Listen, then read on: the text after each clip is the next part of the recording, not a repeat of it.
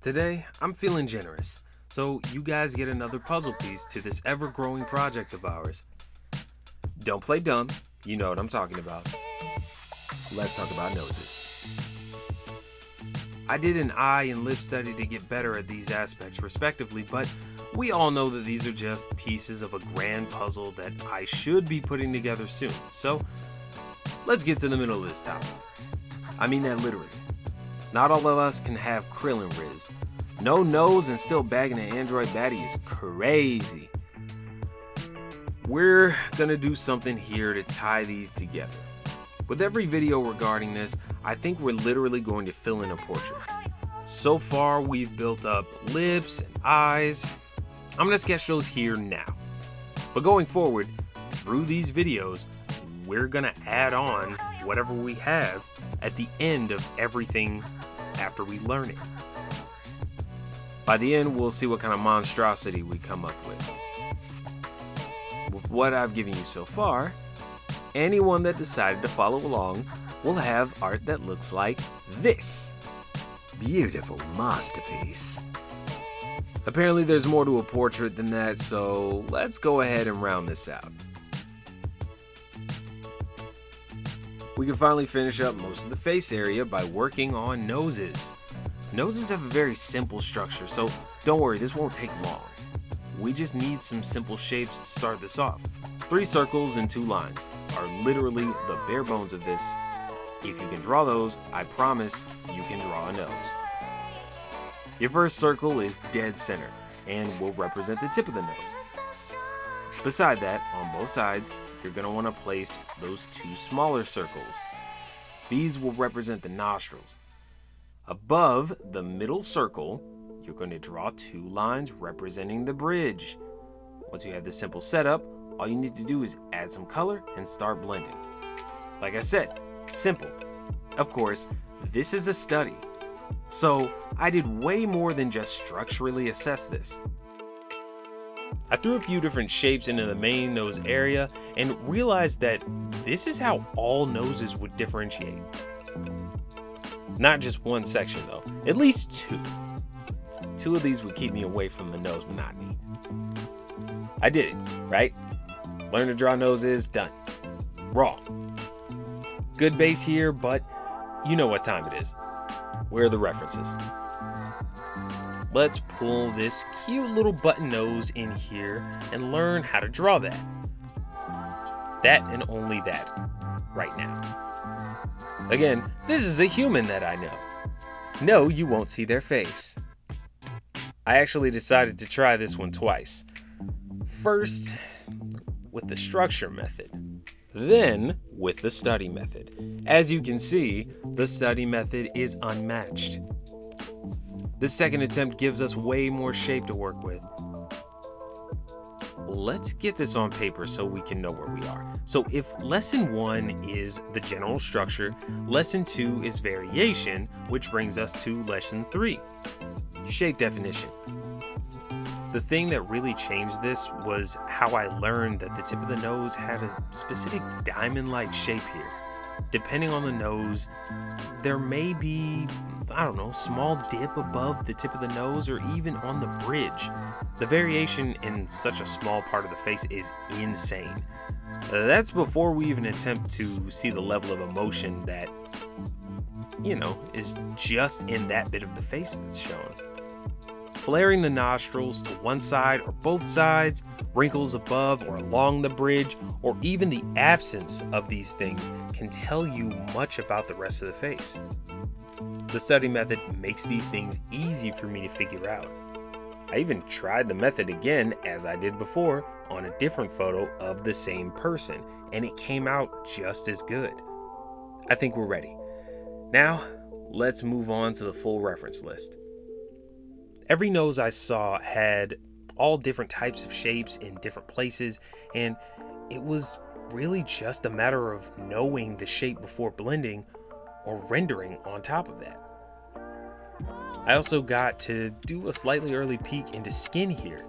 Learning a bit about subsurface scattering in such a small space helped me later on once I, got to the body study. I know some of you might be stupid, like me, and you're wondering what the hell subsurface scattering is. I have to apologize for all of the geniuses for a second while I explain. Time for a side note. Subsurface scattering is when light shines through an object with low amount of translucency. Basically, something that you can't really see through, but a light source can shine through. I've seen people give examples of this with marble and jade. It's partially why these materials are so beautiful in the first place. Human skin is different though. When you see subsurface scattering through marble and jade, you'll see variations of the colors that they are predominantly made of. So for marble, you'll see anything from a creamy, beautiful vanilla ice cream color all the way to a bright white. For jade, you'll see beautiful shades of like forest green all the way to like lime accents. Skin does not follow this trend at all. Subsurface scattering for skin, no matter what your skin color is, shows up as red. Why are you different? The answer to that is super simple. It's blood. That's what's reflecting. For the other materials, below the surface is either more jade or more marble. But for skin, there's a whole source of red liquid moving around, and that actually makes your art look much more lively when it's included. It's also why some of us decide to sketch in red. It can easily translate to skin. At least, that's my reason. It might not be everyone else's, but whatever. That's the reason I do it. The question that comes up after this is, what if someone's blood was a different color? Yes, the subsurface scattering will be that color. That's weird. At this point, noses are pretty easy, and I even decided to do a few mini drills to make sure that I had the concept down. It was coming pretty easy to me, so I felt confident, but I wanted the mileage. More references. I still wanted to put the time in and make sure that I wasn't being cocky or getting ahead of myself, and honestly, I felt really good about what I accomplished here.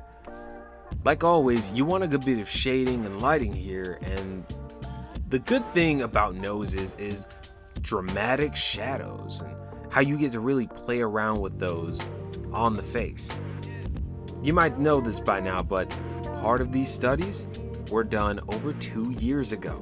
So here's a little tip from Current Sofa. Be sure to include some hard edge shadows somewhere in your art, especially around a nose. That dramatic lighting changes so much. I couldn't possibly put this out here without returning to the concept and fully immersing myself into the study again. Since I didn't do it much before, I dipped into the opportunity to try that this time, and I'm so glad I did.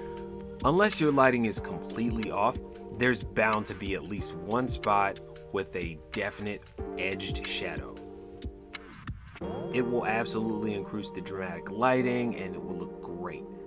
At least, I don't know, I guess I really get satisfaction from like little things like that. Maybe that's not what you're going for, and that's okay. You don't have to do that right now.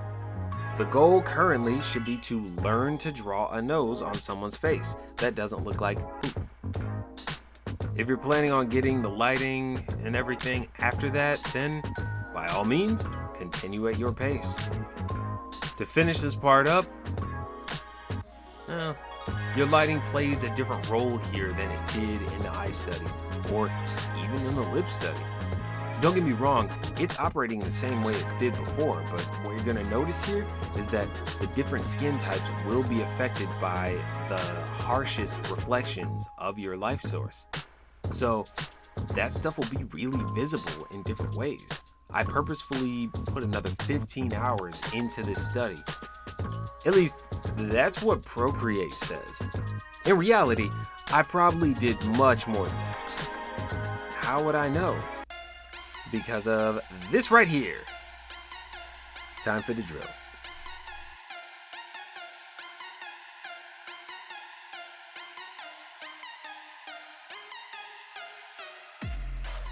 If you don't know the deal by now, the drill in every study is a set amount of rendering repetitions, usually 12. No reference, no looking back at other studies, just pure recreation from the mental library. I talked about it in the eye study, which is the first time I officially completed the drill for a study. It demonstrates the essential skills and competencies for drawing these features on their own. It won't always be perfect, but it will show you what you're missing pretty quickly. The reason I mentioned time earlier is because, well, it came down to the amount of time that I recorded the live cuts of this versus the Procreate time lapse, which I learned isn't exactly a time lapse apparently. If what I heard is correct, it's just every action made minus the idle time. Comparing the, I don't know, what is this, 3-4 hours of footage versus the amount of time before and after I remember starting the drill, something clearly isn't adding up. I'll test this more in the future and get back to you guys.